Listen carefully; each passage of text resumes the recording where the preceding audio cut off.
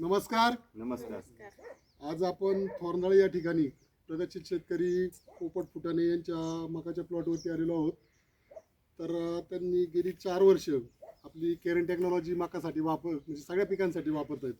तर ही किती किलोची मका आहे? 1 किलोची मका आहे. आणि किती क्षेत्र आहे? अर्धा एकर आहे. तर इथं आज तोडायचं काम चालू आहे. इथं हे शेट आलेले आहेत तोडणारे. शेट, अर्धा एकरला 1 किलोला किती कट्टे निघतील? कमीत कमी इथं 70 ते 75 कट्टा 1 किलोला निघणार आहे. 70 ते 75 कट्टा निघणार आहे. पाहू शकतो आपण इथं काटा आहे, त्याचं एका कणसाचं वजन पाहू शकतो आपण.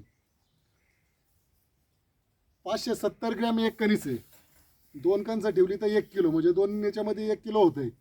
तर ही केरन टेक्नॉलॉजी वापरून तुम्ही समाधानी आहात का पोपट शेट? हो, समाधानी. इतर शेतकऱ्यांना काय सल्ला द्याल? त्यांनी पण केरन टेक्नॉलॉजी वापरावी. केरन टेक्नॉलॉजी. करून द्यावा. अच्छा. इथं आमचे केरन मार्गदर्शक रंगनाथ शेट टेमगिरे आहेत. हे गेली 5-6 वर्षापासून केरन टेक्नॉलॉजी वापरत आहेत. कसं वाटतं हे असं उत्पन्न आपण ज्यावेळेस करतो हां त्यावेळेस त्याचा रिझल्ट थोडा दिसतो, प्रमाण थोडं दिसतं, पण ज्यावेळेस आपण हार्वेस्टिंग करतो हां हार्वेस्टिंगच्या टायमाला त्याचा रिझल्ट हा 100% दिसणारच, प्रत्येक शेतकऱ्याला दिसणारच. दिसणारच. तुमचा कांदा असू द्या, काही असू द्या, तुमच्या कांद्यामध्ये चिंगळी हां जी छोटा कांदा निघतो तो निघणारच नाही. निघणारच नाही. तुमचा साधारणतः जर 5 गोण्या निघत असतील एकरी, हां तर तुमची एखादी किंवा 2 गोण्या जास्त जास्त निघतात. अच्छा. ही ताटं पण पाहू शकतो आपण. हां. 1 नंबर आहेत. जाडी बिडी 1 नंबर आहे. पानांची रुंदी 1 नंबर आहे. इथं हे आमचे थोरात दादा आहेत. थोरात दादा, कसं वाटतं ही कणसं पाहून? कंस एक नंबर कंस आहे. 1 नंबर कणसं आहेत. तुम्ही नेहमी वाहतूक करताय कणसांची, तुमच्या लक्षात येत असेल. हा, मी आता आहे ना बऱ्याच दिवसापासून मी वाहतूक करतोय, पण अशी कंस पहिल्यांदाच पाहिली. अशी कणसं पहिल्यांदाच पाहिजे. ही केरन टेक्नॉलॉजीची जादू आहे, बरोबर ना हो. पोपट शेठ? आहे. म्हणजे फायदा होतोय केरन टेक्नॉलॉजी वापरल्याचा 100% तुम्हाला. हो. थोरनाळे गावामध्ये 4 वर्षापूर्वी या माणसांनी सुरुवात केली केरन टेक्नॉलॉजी वापरायला.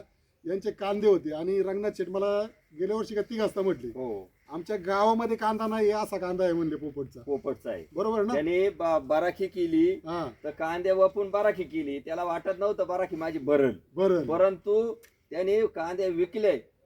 राहिलेल्या कांद्यामध्ये बाराखी भरून कांदे उरले. बाराकी बांधले म्हणजे 100% तुमची जमीन चांगली होती. उत्पन्न वाढते, मालाची क्वालिटी. सध्या जमिनीचा खूप प्रॉब्लेम चालू आहे आणि कंपनीचं मिशन आहे जमीन वाचवा अभियान, विषमुक्त शेती.